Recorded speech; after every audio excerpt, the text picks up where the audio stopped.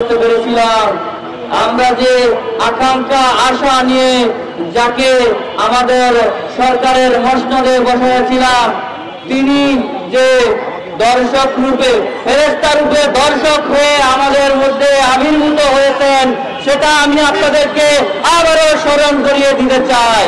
দুনিয়াতে আল্লাহ তাআলা দুইজন ফেরেশতা বানাইছিলেন, মানুষের যে ভালো কিছু তারা করবে এমন কথা দিয়েছিল, কিন্তু তাদেরকে আল্লাহ তাআলা নিষেধ করেছিলেন।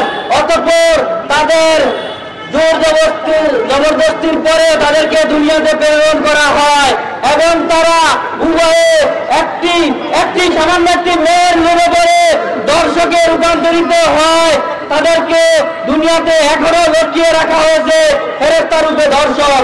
আজকে আপনারা দেখবেন, আমরা জুলাই অভ্যুত্থানের পর যে আশা আকাঙ্ক্ষা নিয়ে এই সরকারকে বসিয়েছিলাম, প্রধান উপদেষ্টা ইউনূসকে বসিয়েছিলাম, সেই ইউনূস আজকে সারা বাংলাদেশের আনাচে কানাচে আমাদের মা বোনরা দর্শিত হচ্ছে।